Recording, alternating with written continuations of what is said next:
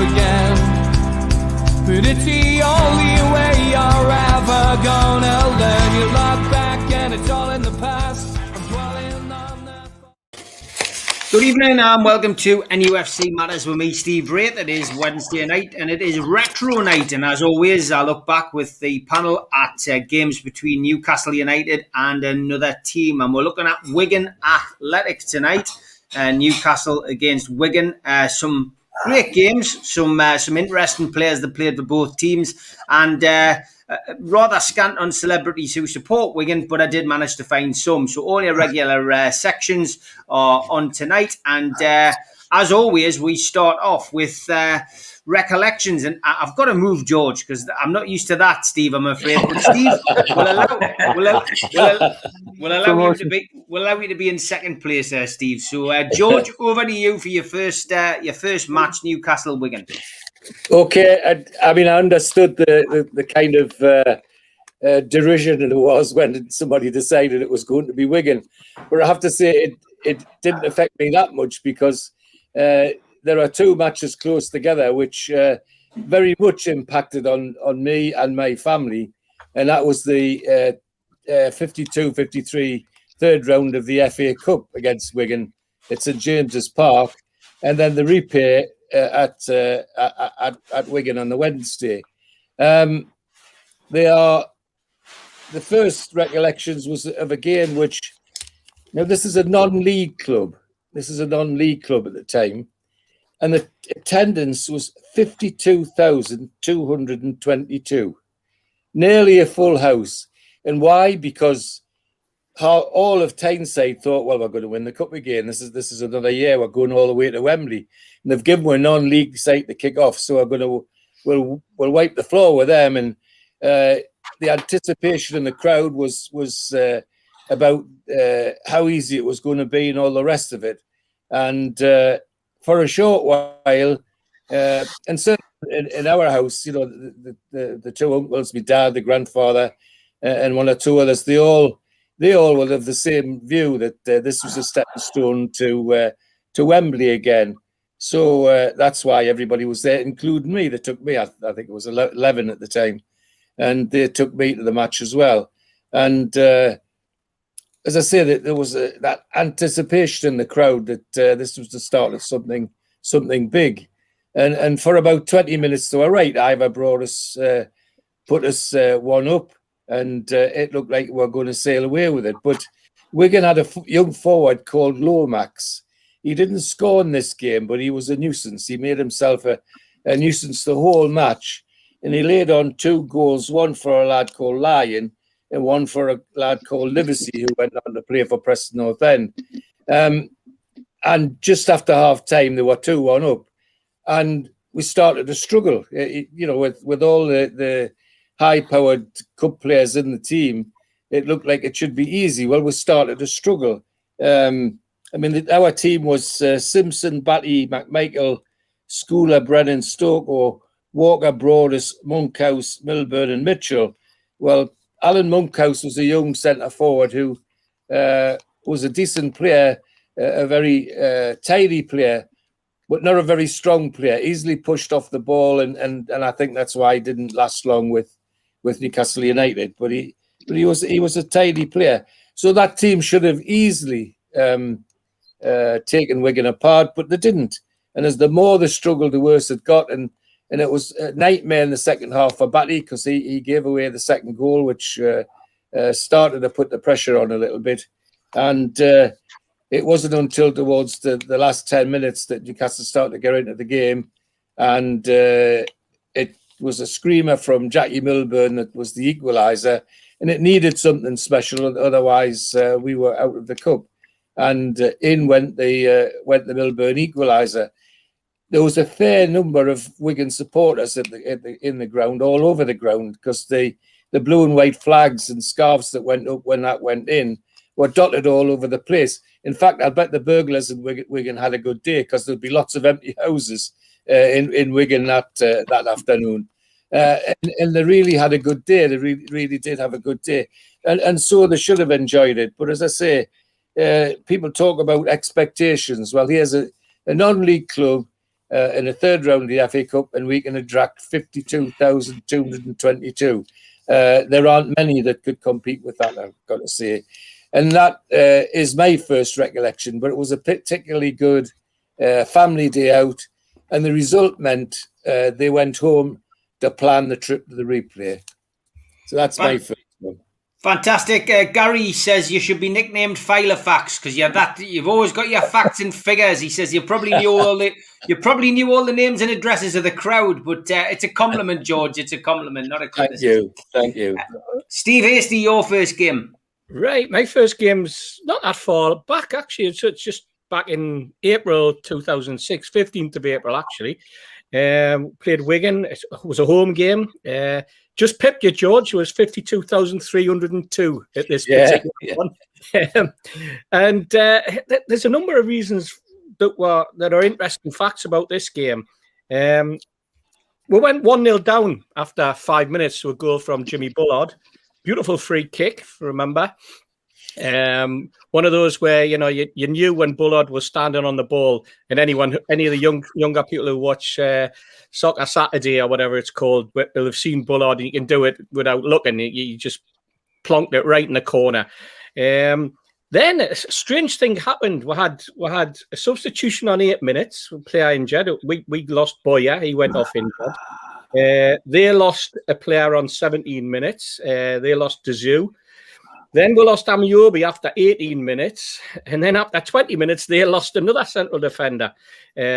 So already you had 4 substitutions. And then Shearer popped up. And Shearer scored a penalty to make it 1-1.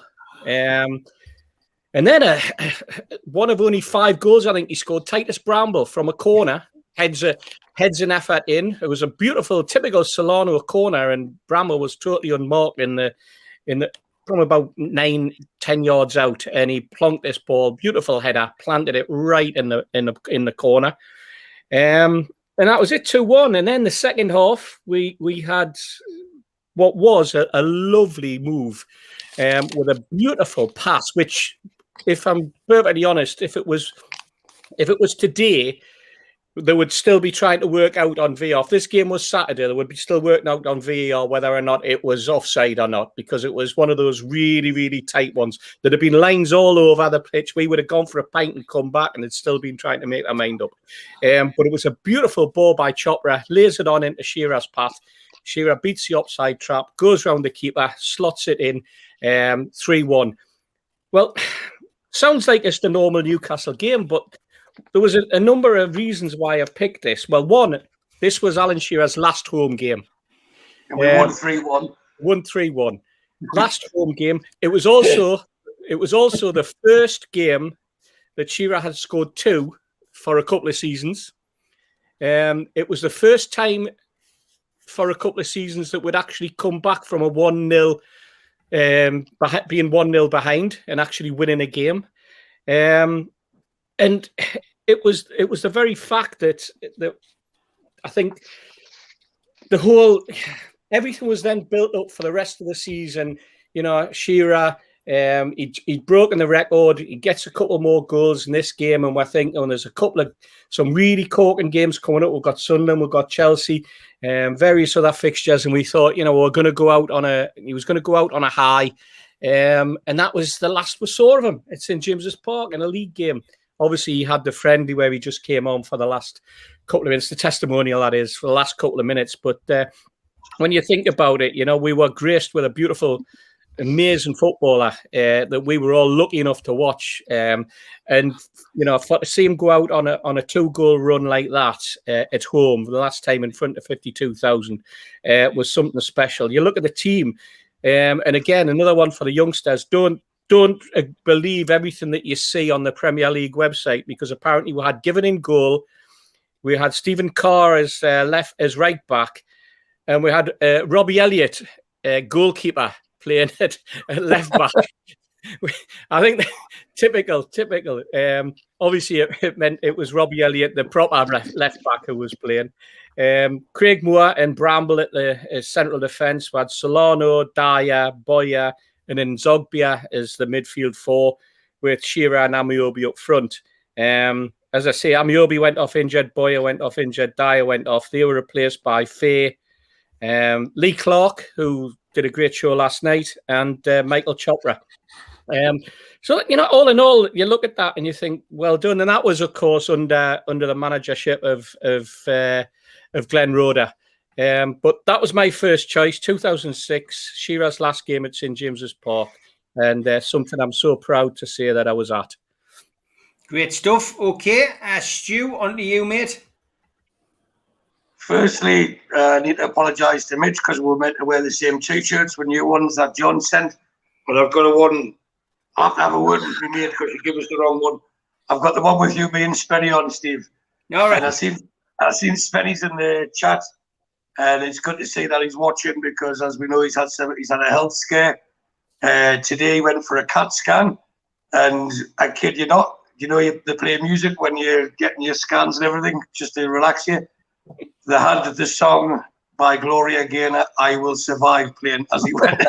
Right. And that's gospel truth. You'll vouch for that. Actually, you rang us up to say you can't believe this. So get well soon, mate, and hopefully they've got rid of your Macam accent as well. Yeah, So- get well soon, Spenny. Yeah. Right, so the first game I want to talk about is Boxing Day 2008. There's two games I want to, first of two, obviously. They're both testing games, and the reason I call them testing games is because they both finished 1-2, 1-2. So we got beat 2-1 in this one, and it was against Wigan Boxing Day. Now, the reason I picked it is because I'd flown over from Tenerife for Christmas, and I was in the backwaters or outpost that's called Keithley. And I managed to get tickets, and he'd come down with his dad. We met him in the bar, had a few drinks, got into the ground. And like in Wigan, they're one of these, well, it's a new ground, it was at the time. They have a lot of grounds now, they stop playing music and have everything else just to get the crowd lifted up. So they had this song that I hadn't heard because whilst I was living in Tenerife, I didn't really keep up to date with what was going on music-wise or TV-wise for different reasons. Now, this song come on and everyone was singing it.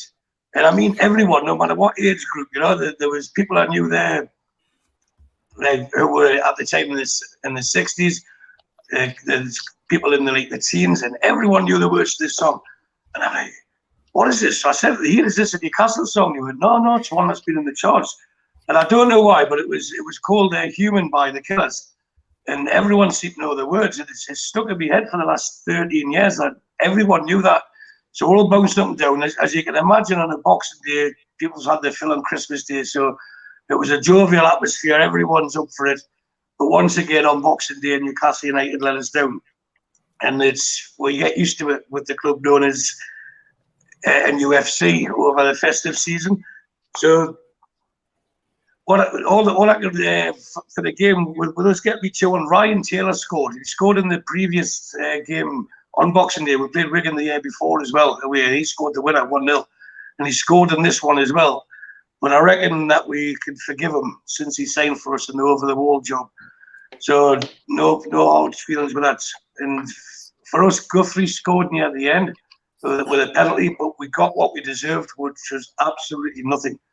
And you could tell that all the joy from the Robson era had faded. Ashley had been just taking control.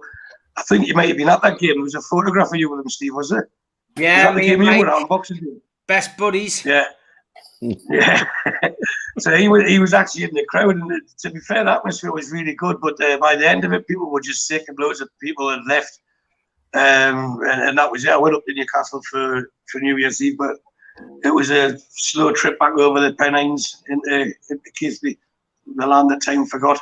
So that was my first memory of going to Wigan away. So that was it.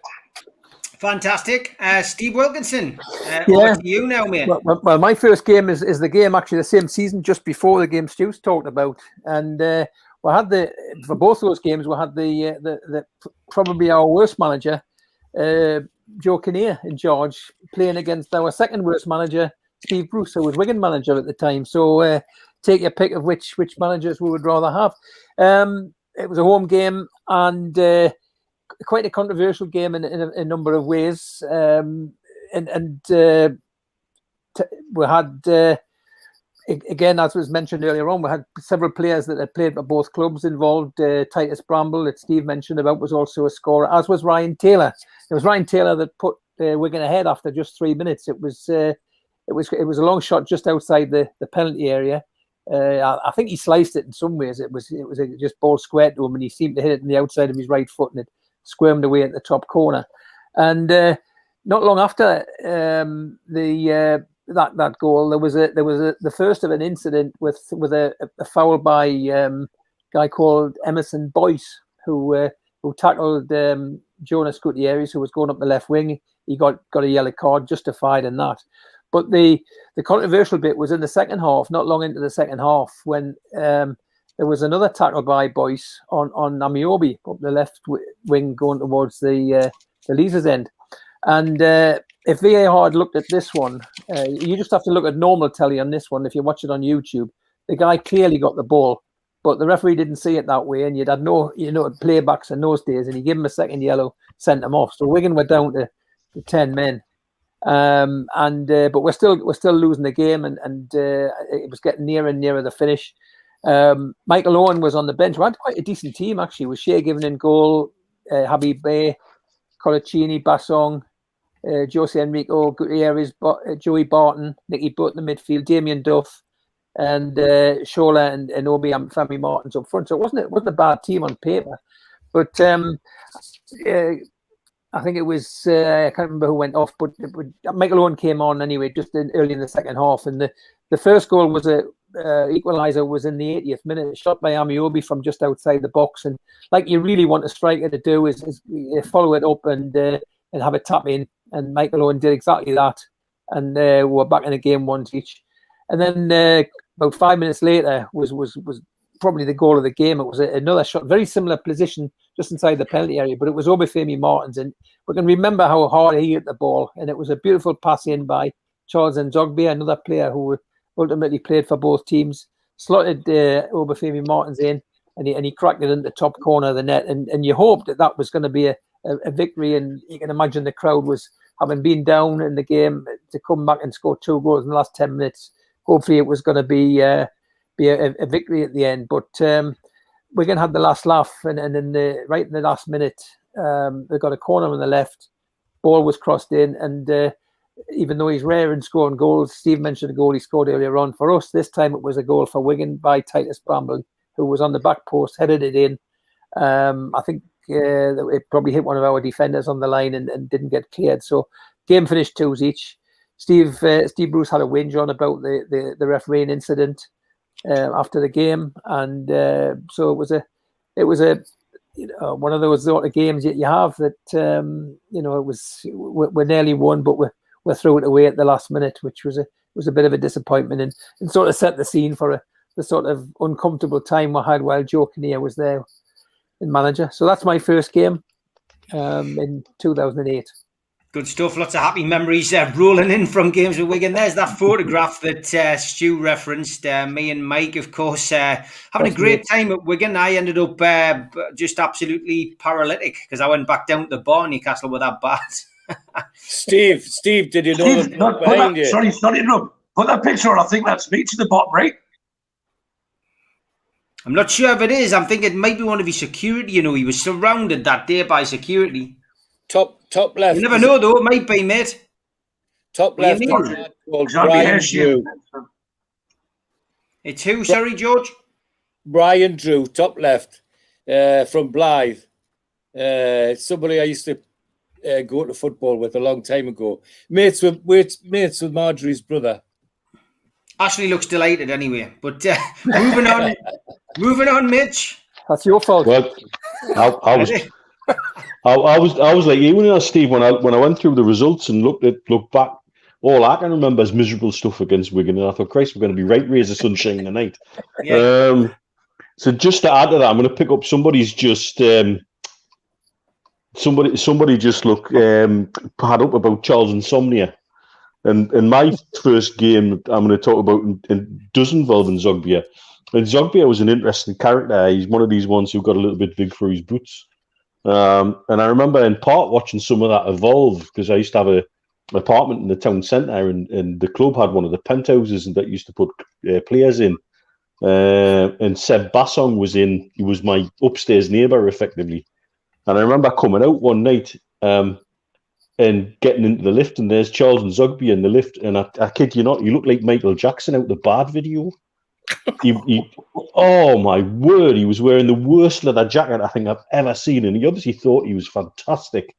And he kept looking at us as if to say, "Well, are you going to ask us who I am?" And I just thought, I'm not going to bow to this, because by then he'd already started with the "I'm off to Juventus" sort of claptrap that an agent was obviously whispering in his ear.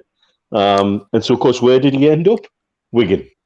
You should have told him, have a look at the man in the mirror, Mitch. Ah, well, maybe he's Chamon. Anyway, so this is 16th of October 2010. Notable in that it's a rare game in and around my birthday, because it's usually an international weekend. And Zogby arrived probably with insomnia still ringing in his ears, and he came like a man with something to prove, and prove it by God did he. He 2 goals in 2 minutes, and Wigan are 2-0 up after 23 minutes. Both goals set up, if I remember, by an Argentinian lad called Di Santo, who he ran the game for the first hour. Absolutely ran the game, and then just ran out of steam. And the minute he ran out of steam, we suddenly got back in it, and Shola equalised. Shola scored the first on the 72nd minute, and then everybody celebrated. And you shouldn't really celebrate a last-minute equaliser against Wigan, but you'll take it when you can. And that was the fantastic towering header by Colaccini.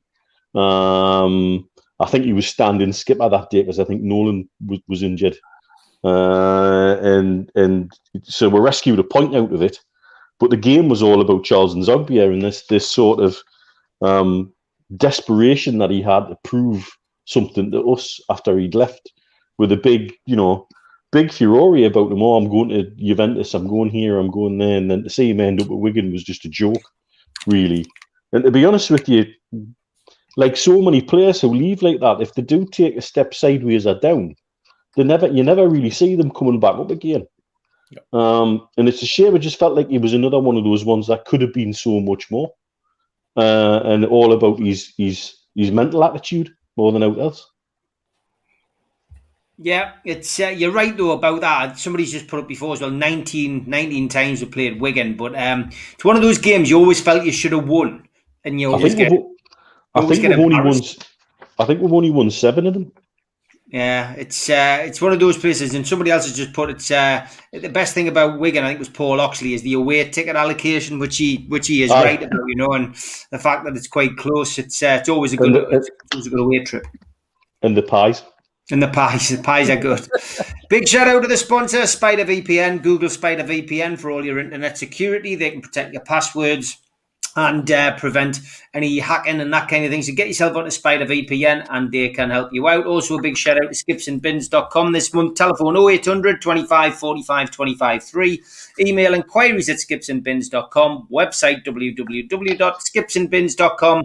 Easy, contract free and pay as you go waste collection. Big shout out to them lads, Scott and Nathan and Gareth. And there he is wearing his NUFC Matters kit, Sir Bobby. And also a big shout out to qtechshop.co.uk, the makers of pool tables and snooker tables in Wallsend. And also a big shout out to John at Jab Signature. If you like to listen to us when you're out walking the dog, we are on all your podcast providers, iTunes, Spotify, Podbean, whatever you can find. Just search NUFC Matters. First time visitor at the channel, then please click onto the badge, Newcastle Legends, in the bottom right-hand corner. And that's it. You subscribe for free 7 nights a week. We have Newcastle United related content. So hit the like button, which is the little thumb. Hit the share button to share to your social media and drop into the chat.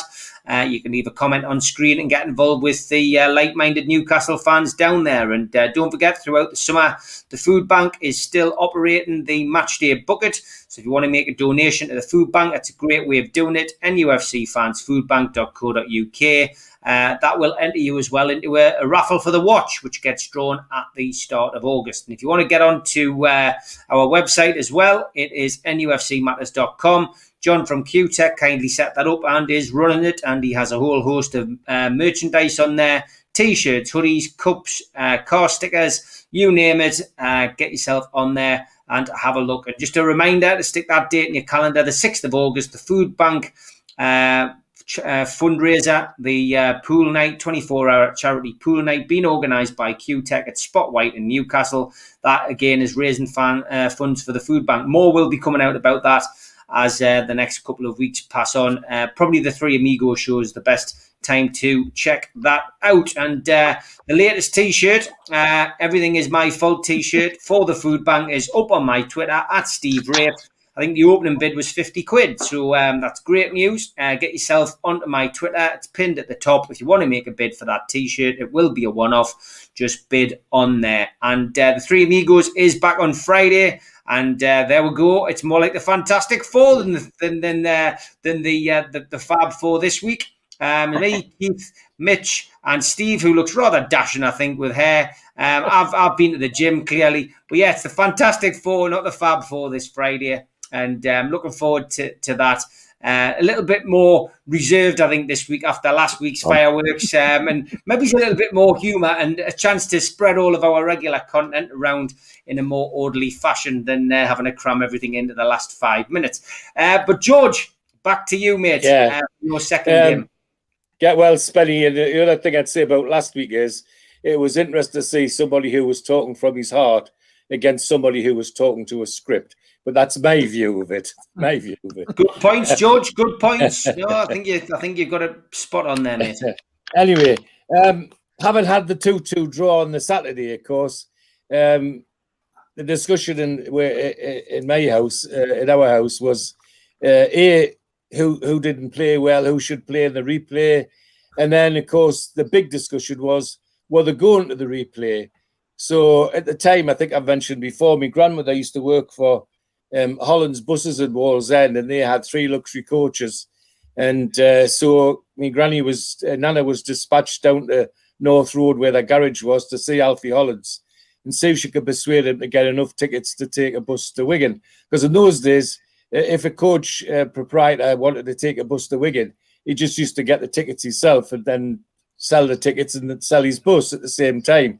And the lads always knew that Hollands were keen to do that, and especially after my granny twisted his arm to make sure he did. So off they decided they would go and start selling the tickets to their mates. So unfortunately, I wasn't allowed to go. I still couldn't understand why one 11-year-old wasn't allowed a day off school, but 30 blokes in the shipyard were allowed a day off work. But never mind, that's another issue. And I was told to mind my own business when I raised that issue at my age, but never mind. Anyway, they decided they would go in a busload, set off to go to the replay at Wigan. And somebody had heard about these fantastic new places on the it was the A52, it wasn't the M52 then, where you could go in and get a meal and get drink and all the rest of it on your way down. And somebody had put the notion in their heads that when you went into these places, you could have as much as you liked for next to nothing. So off they went, and apparently on the way down, they stopped at one of the motorway stations, and that's exactly what they did. They piled their plates, and then they spent the next 2 hours arguing with the manager who was going to pay for what, because clearly they all thought it was nearly free. Well, it nearly wasn't. It never was, and it's certainly not now. Anyway, they got on the bus, and they got to Wigan, and the crowd was nearly 16,000, which broke the record for that particular ground, the old non-league ground. And from what they told me, was an interesting game, but a very nervous start. And as I mentioned in the last game, they had a lad called Lomax who was good and was causing all sorts of bother. Well, in this match, he didn't just cause a lot of bother and lay on 2 goals. He actually scored 2 goals, and the second of which made us very nervous because it made them 2-1 in the lead. And it was interesting to see the team, how it changed from the first match.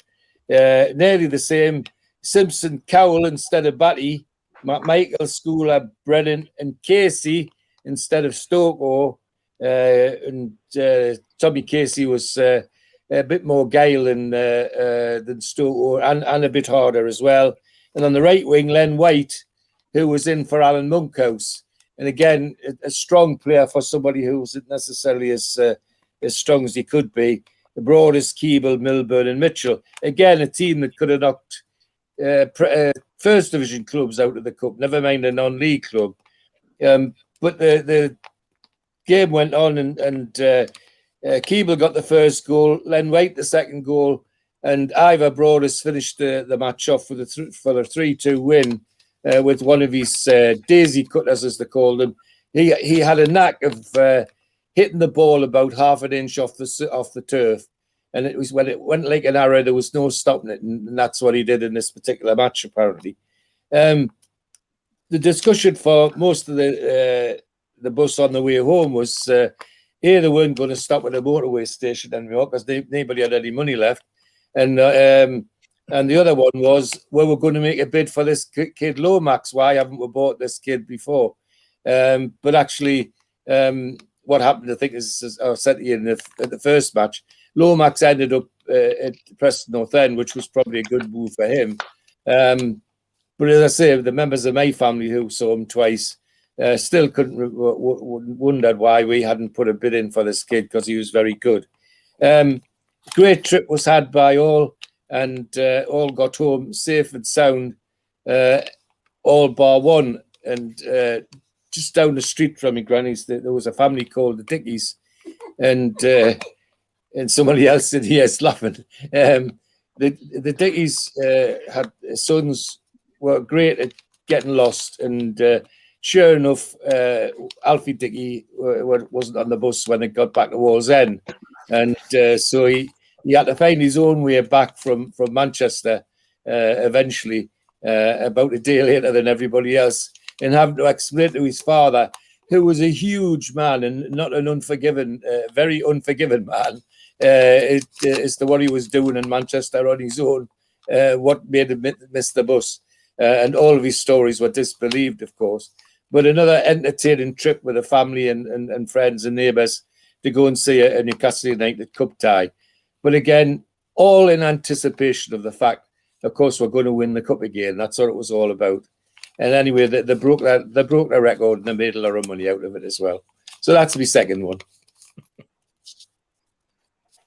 I did manage to find this picture, George, which was from, I think it was the year after or the year before. I'm not sure, but Wigan stand was just getting built, George. It was, yeah. That was obviously that's the away fixture, but fascinating. I think that's Milburn at the back. That's Jackie Milburn there in the middle, and that's Vic Keeble. There's Tommy Casey, and that's Len White. Casey, Keeble, Milburn, and I think in the middle, no, it's not Bobby Mitchell. It's trying to think who else was in the team. Well, I've spotted the ball, George. Anyway, it's in the keeper's hand. It is, yeah. That's definitely the match, Steve. You're right. That's it. And that's Jackie Milburn, yeah, and Vic Keeble. Fantastic. Brilliant. Say the pitch is fantastic. You forget about the games, what pitches we're playing now compared to what it used to be like. Oh yeah, fantastic. But Steve, the old-fashioned bit of me says it's the same for both teams. Oh, it is, yeah. Yeah, it is. Chris Collins says, "What a picture!" It is. Yeah, very difficult. You would be very surprised at how difficult it is to find photographs for this show because there's not many. I have to say, I tried very hard myself, and I couldn't find that one. There was a particularly good one of Milburn's equaliser at St James's Park, and I couldn't even find that one. But that's a great picture, Steve. Yes, thank you for that. Yeah, no problem. Good stuff. Okay, Steve, on to you, mate. Yeah, I was just going to say, you know what? I think there was more edge in Wigan games in the boardroom than there was on the pitch, because if you remember that was round about the time where hadn't Ashley taken Whelan to court, and hadn't he turned up at Whelan's at one point? And to try and sort out some deal, and invite him up, and he was sent packing by Whelan. You Southerner coming up. This is a northern base for looking after merchandising and all that. And I think from that moment onwards, Ashley had very much his heckles up towards Whelan and towards the rest of the northern clubs, or the northern entrepreneurs, shall we call them, who ran a lot of sports emporiums, you know. So I think there's probably more edge then. Anyway, moving on. My next game is 1st of April 2017. And looking at the ticker there, I've actually found another win. Dear me, I've struck lucky here. This is a 2-1 win during the promotion season. But again, it's Wigan. It's a fairly nondescript game. I didn't choose it because we'd won 2-1. I'll go into the game. I'll go into the goals first. The first one was a lovely pass that came right across the edge of the box from Mo Diarmi, and Gale slots in at the back post, makes it 1-0. Second goal was Matt Ritchie, who followed up on his own volley. He had a half volley. He had a half volley. The ball eventually landed on him round about the old inside left position. Hits a shot, as I say, half volley, comes back off the post, and he's the only one who's reacted, and he heads it in.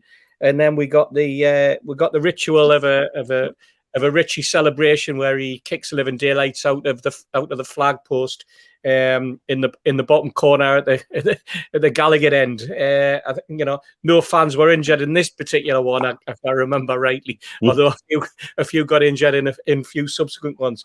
But the reason why I picked this game, well, there's a couple.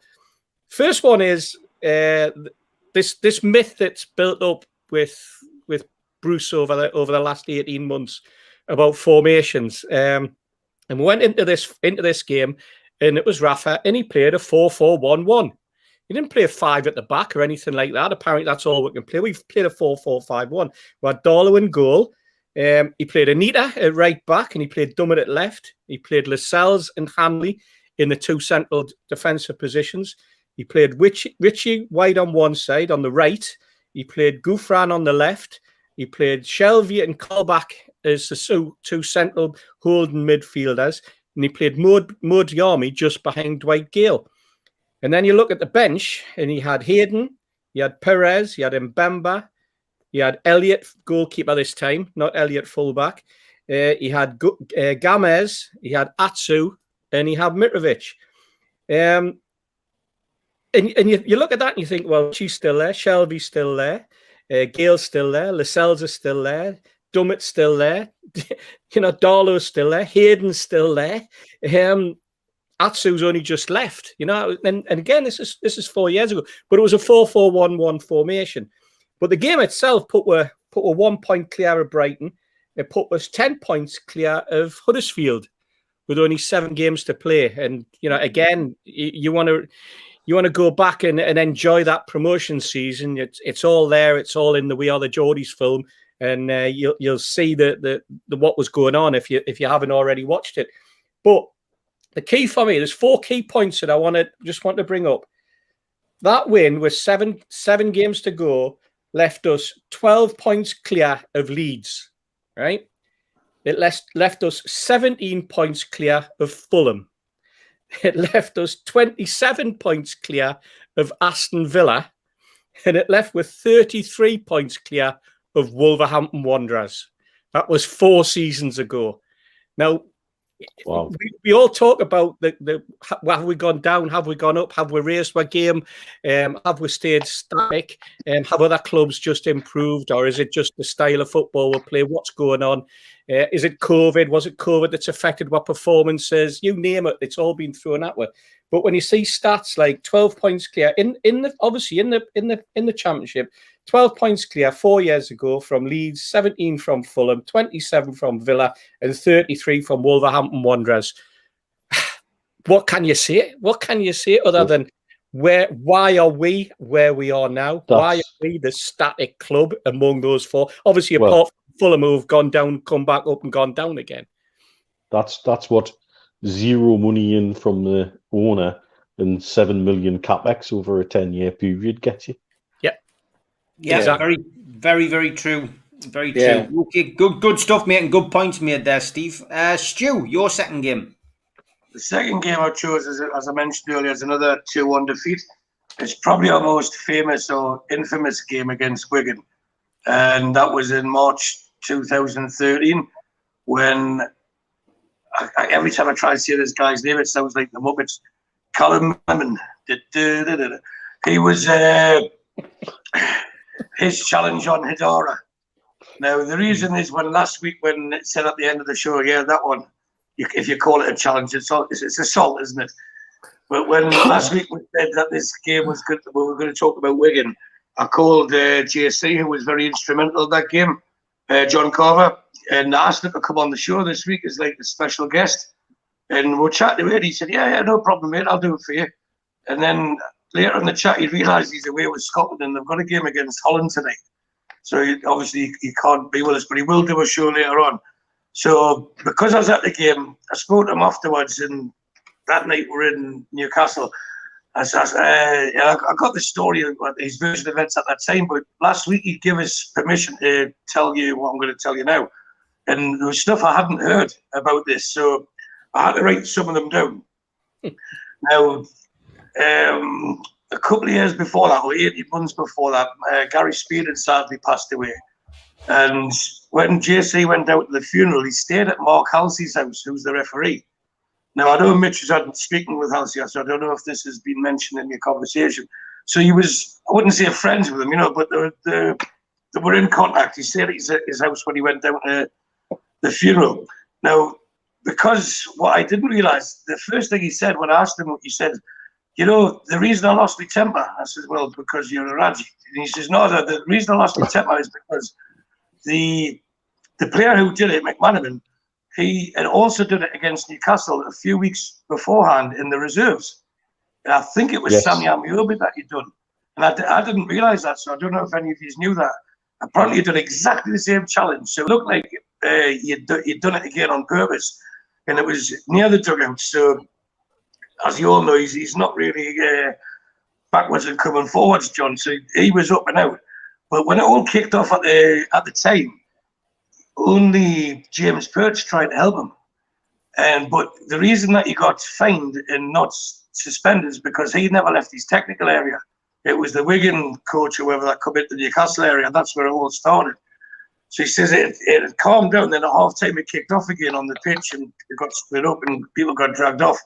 So he says, we're in there in the change room at half time. The Pardew was like trying to keep everyone calm and like focus on the second half because we were getting beat 1-0 at the time. And then there was a knock at the door. The fourth official comes and says to JC, Mark needs a word with you. So he's went out and he says, I'm sorry, mate, you've got to get sent off for the fracas. And he went, well, I didn't do that. He says, what about this player? And he says, well, that'll get looked at later on. He says, I can't do anything. He says, you've caused trouble. You've got to get sent off. So he has to go to the stands. Now, imagine sitting there. There's no like special directors' boxes, etc., like what you have at Newcastle.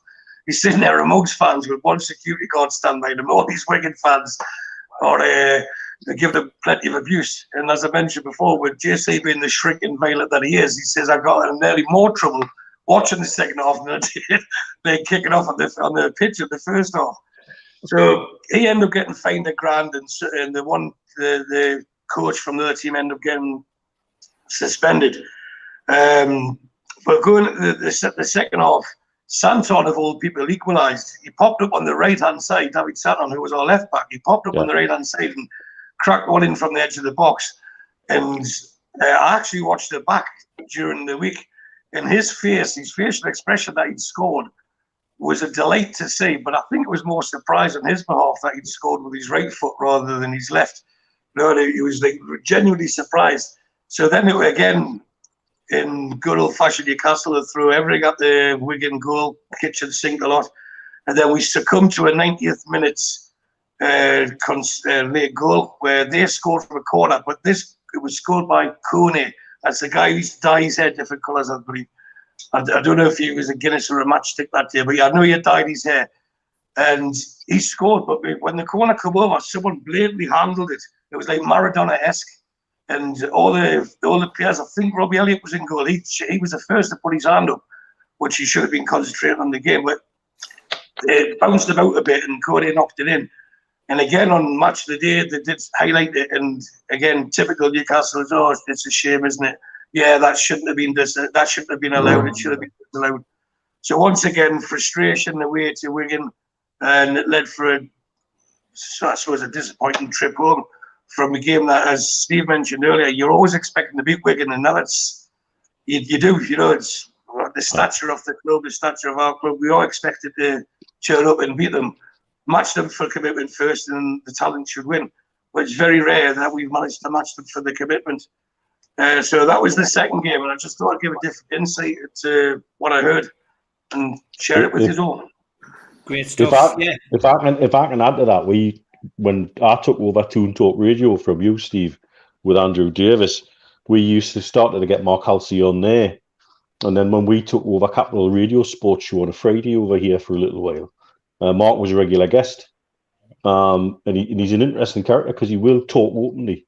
I think even more so now that he's retired and he doesn't get on with P. Jamal and the referees.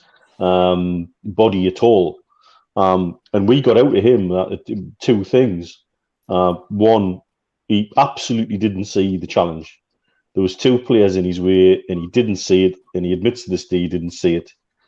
And we asked him. I said, if you had VAR, what decisions would you overturn? And he said there was two decisions, and they were both against us. That one being one of them. He says if you'd had VAR and he'd seen the challenge at the angle that you can see it on the television, there's no doubt it would have been a red card. And he was told to shut up about it by the referee's body as well afterwards, by the way. And the other decision he said he wished he'd seen from a different angle was, do you remember when we played Grimsby in the Cup and had a thug of a centre-back who spent the entire game trying to put his elbow through Shearer's face? Yeah, I remember that. And he said that's the other one. He watched that game back the next day. And he says, I missed 3 opportunities to send the guy off, and I just didn't see them. Brilliant stuff. And it's interesting to hear a professional referee or a former professional referee with the shackles taken off, because he was super honest. Yeah. He was super honest. And my opinion of Mark Halsey changed significantly just from having him as a weekly guest on the show and having, talking through the controversial refereeing decisions of the week with him and getting a really refreshingly honest answer. Yeah, great stuff. Good stuff. Steve Wilkinson, your next story. Not like Peter Walton when on BT, who seems to always sort of agree with whatever the wrong decision seems to be. Yeah. They have Dermot Gallagher on beIN Sports as well, and he does exactly the same. I used to work with Dermot. We used to do Players Inc. magazine, and he used to do the monthly column, and I used to do exactly the same with Dermot. He's a good lad, Dermot. Aye. Okay, well, as was mentioned earlier, we haven't beaten Wigan many times, and I've actually, for my second game, picked the biggest win that we've had. It was a 3-0. Coincidentally, as in the first half of the show tonight, the game before Stu's game, which was in December 2012, we beat Wigan 3-0. Another game with the controversial sending off. Probably was a sending off. I think nowadays it probably wouldn't have been on this double jeopardy thing now, because it was a foul by a guy called Figueroa on Cisse. The ball was put through into the penalty area. Cisse went in and he tackled him from behind. Clearly last man, but I think now there's a double jeopardy because he gave the penalty, and I think now maybe you wouldn't get a penalty for it. But anyway, we got the penalty. The guy was sent off, so Wigan again down to 10 men as it was in my first game earlier on, and Demba Ba took the penalty and stuck it away in the bottom corner. Now this was the season when we were playing in the Europa League, and was probably, I think I had a game in that when I did a few weeks ago doing that. And it was the start of the season when we really started the decline, because we should have built on the season before when we finished 5th and got into the competition. And we'd actually, this was a Monday night game. We had another European game on the Thursday that week, but I think we'd already qualified, so I don't think it mattered too much. So we'll put up performance in this game and took advantage of the 10 men. So Demba Ba, having scored then, scored another one about 8 minutes later. This time another shot by David Santon that you mentioned early on. He had a shot outside the box, and similar as it was in the first game when I talked about Michael Owen following up. This time Demba Ba followed up on the shot that the keeper could just parry. It was a stinging shot. He just parried it into the path of Demba Ba coming in, and he just had a tap in. So we're 2-0 up. But the highlight of the game for me, and the memorable moment from the game was the third goal in the second half by Gail Biggie Romana. Can hardly see his name. Young kid, we'd signed him as I think an 18-year-old. He'd only had a couple of games. I think he'd started once before this game. He'd been on and off his sub a few times. Young lad, he's only 19. We signed him from Coventry. And, we thought we were going to move forward, but signing young players, which was Ashley's plan. Sign young and sell them for a profit was his mission at that time. And he looked like a promising lad that we might get a few years out of, but it didn't quite work. But he made his mark on this game with a fantastic goal. The ball went across to him just outside the penalty area, took it on his right foot, shifted his left and cracked it in the top corner. And, I remember that night, I think it was almost in line with it where I was sitting and you saw the ball sort of bend away into the top corner and the crowd went wild with it. And yeah, we thought we had found a young lad, but sadly that was his only ever goal for Newcastle and he didn't get many games. And then he was one of the ones that you might remember Ashley shipped out about half a dozen of them to Rangers when he was in charge of them just to whatever financial deal that produced, which we'll never really find out. But sadly, Gail Biggerimana didn't make it. But that's certainly a memorable thing from that game that we won 3-0. So that's my second game for tonight. Nice to hear a victory, Steve. Yes. I say it was hard to find them, Mitch, over to you, mate, for your last game. Well, I'm going to pour water on that now. Not the 0-4. Yeah, it is. 28th of April 2012, the season before, that season where we actually qualified for Europe. And this game, for me, typified us under Alan Pardew. When we were good, we were very, very good. But when we were bad, we were rotten. I genuinely believe if you look at the league table, if you want to get an idea whether a team's in a false position or not, look at their goal difference. And your goal difference will give away whether you've nicked a few and you've got a few extra points than you should have, or whether you're in and around the place you should be. And I think we finished fifth with something stupid like a +5 goal difference. And that tells me one thing. You nick a few games because you've got to win quite a few games to finish in fifth. But it means when you get beat, you get thumped. And I think we'd had a thumping off Liverpool that season. I think we'd had a thumping off of Arsenal put 5 past it that season as well. Well, anyway, we managed. And this was the ridiculousness. A win in this game would have put us in a Champions League place. That's how well we were playing. And they were in the relegation zone. So up the rock, and that man, Franco De Santo, just orchestrated another masterclass over 45 minutes. Set 2 goals up for Victor Moses. Where is he now? Sorry, I know he's in Moscow, I think. I think he set the 3rd one up and then scored the 4th himself from about 25 yards, and it was an absolute perler. And then the game just petered out from there. We never really came back from it at all, and never got back in the game. And they just cruised to a victory that I think took them out of the relegation zone as well. So there's us, looking. I think it was Chelsea. I think we were pushing for 4th, and we could have gone past them. And I think we would have left them with a game in hand. But I would always, at that stage of the season, I'd rather have the points on the board than the games in hand. And but I think under Pardew that season we finished 5th. Because, like Steve rightly says, we didn't follow it up with any kind of decent investment or anything to build on. That mistake, then, we did struggle the following season. But yeah, if you wanted to sum Newcastle United under Pardew up, it's that game. Because by God, when we were bad, we were stink. Mitch, it was like they got punished for finishing 5th and qualifying for Europe because it meant extra expenditure, didn't it? It was like, I'll show you, you've overachieved, I'll show you. You're getting no money next year, but you'll definitely stay up because your team's good enough. Yeah, that the other thing is, though, as well with Pardew was that I think you said that Santon scored with his right foot when he was left-footed, and that immediately sowed the seeds into Pardew's brain that Santon could play right back as well. It's like take your pick. Oh yeah, you scored there, you can play there. Sunday league stuff, Yeah, Kevin McGarry says food bank fundraiser idea. Hasty to get a Keegan perm if we hit a target of his choice. I'll let you think about that, and you can tell us on Friday, mate. Right. Brilliant, great stuff. Keep those ideas coming in. Just keep them away from me. Okay, as always, we have a couple of regular features on here, and then the lads pick a 1 to 11 of players that played for both teams. So let's go through the celebrity fans. And as I mentioned earlier, there wasn't many, but I'm pretty sure the lads will get all of these. Maybe one might be a bit of a stinker, but let's have a go. Here's the first one. Oh, the Egypt. Mohammed President of Hosni, Egypt. I know him. Mohammed Hosni Mubarak. Mubarak. Mohammed Hosni Mubarak. I'll give you a point for each name, lads. Well done. That was a good one. President of all that. Egypt. Richard Verve. Ashcroft. Richard Ashcroft. The Verve. Richard Ashcroft. Is that the lad off the BBC? It is, yes. What the Rowley, Paul Rowley. Rowley. Oh, the Paul politics Rowley. bloke. Paul Rowley, yeah. All right. Kay Burley. Kay Burley. Yeah, Burley, yeah. Gosh, you would. Thank you for that picture, Steve. Yeah. She looks better now. She's just obviously watched Newcastle Wigan match.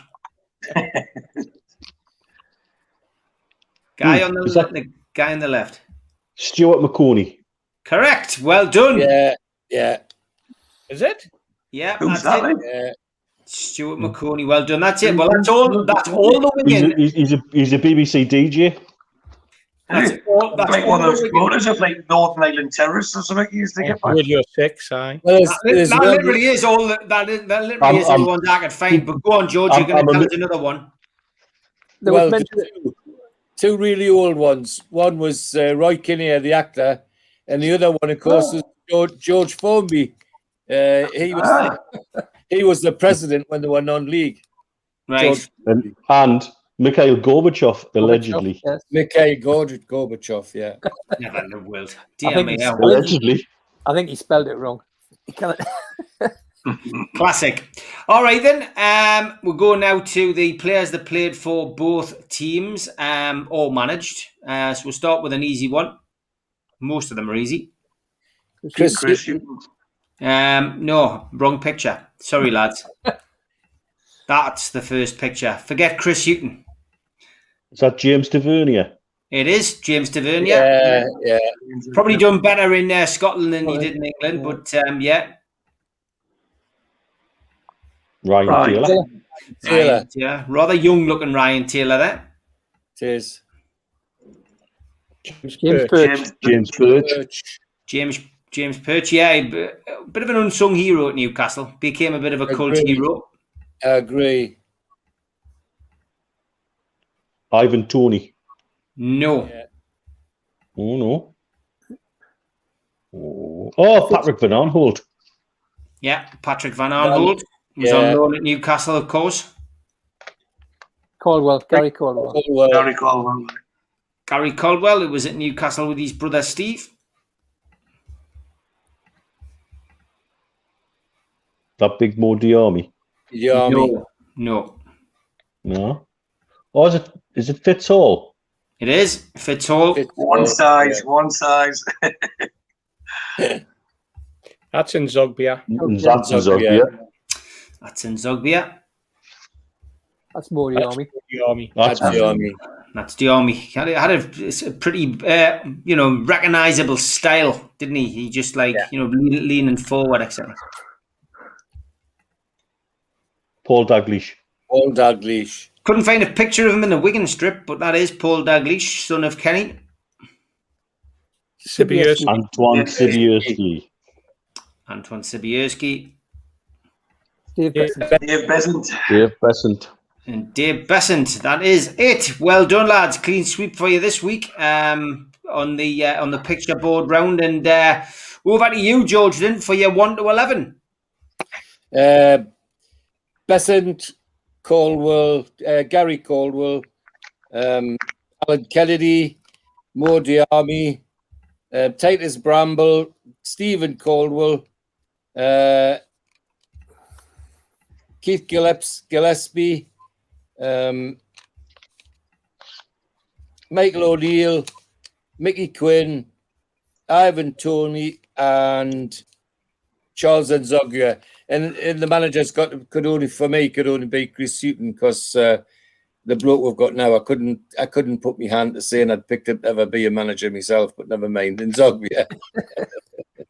Steve Hasty. I've got Besant in goal. I've got fullbacks of Ryan Taylor and Tavernier, central defenders of Gary Caldwell and Titus Bramble. I've gone 3 in midfield, Perch as a holding midfielder, alongside Keith Gillespie and Vukic, with the Army playing in front of them. And up front, I went for Mickey Quinn, and I put Ivan Toney in just for a laugh, because everybody's going on and on about him. And I thought, you know what, I can barely remember seeing him play, so I'll stick him in anyway. I was struggling for a manager. I'd forgotten all about Chris Sutton, to be perfectly honest. There was no way I could stick Steve Bruce in. So I was actually toying with the idea of making Mickey Quinn a player manager.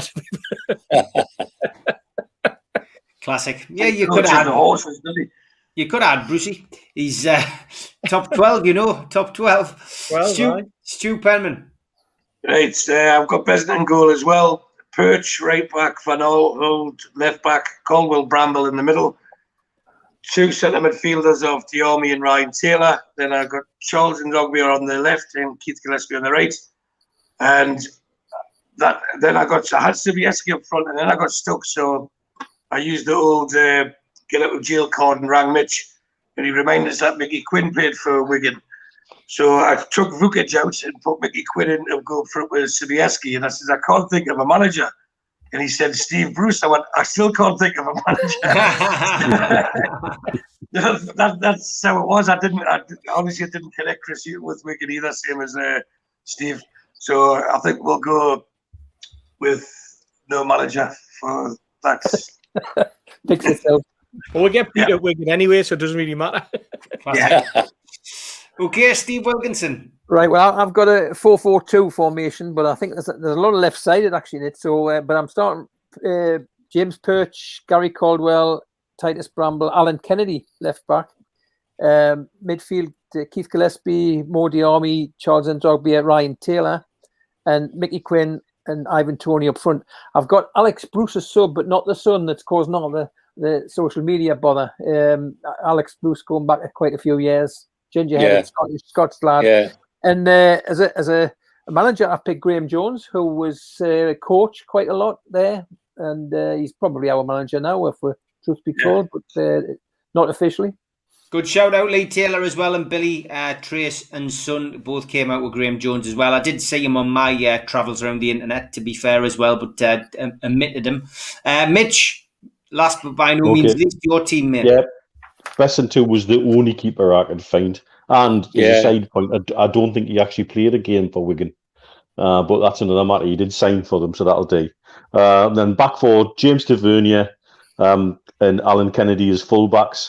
Centre-backs, Gary Caldwell, who I've got in as my player manager, because he managed Wigan for a little while, I think, as a caretaker. Yeah. And then alongside him, I put James Perch. My midfield 4 are on the right, Keith Gillespie, and on the left, Charles Nzogua, with Mo Diarmi and Antoine Sobieski in the middle. And then up front, Mickey Quinn. And I had to put Ivan Toney in because I watched the Brentford playoff final with mine and Stu's friend Gareth, who I was amazed was still going by the time the Champions League kicked off at 11. By that point, all he could say was, Mitch, we're in the Premiership.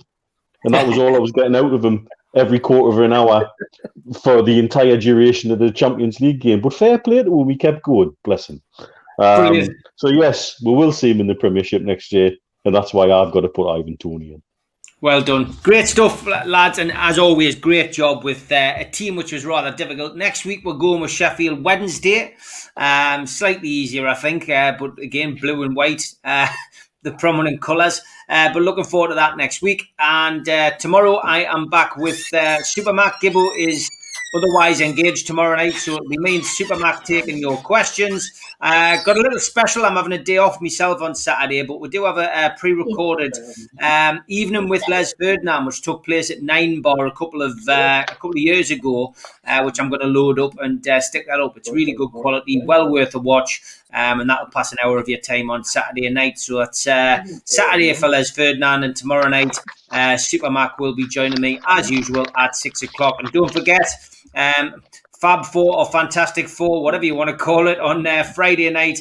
Join me, Steve Hasty, Neil Mitchell, and Keith Patterson as we chat for a couple of hours about what's going on with Newcastle, the takeover, transfers, whatever else has happened over the next couple of days. But lads, until next Wednesday, look forward to seeing you then. Take care and good night. Right, Good night, everybody. Bye, everybody. Bye.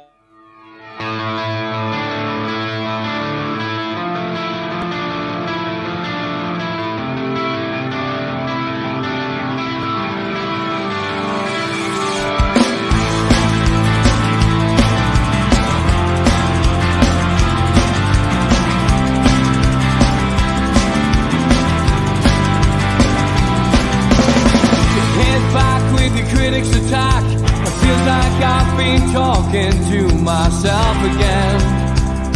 But it's the only way you're ever gonna learn. You look back and it's all in the past.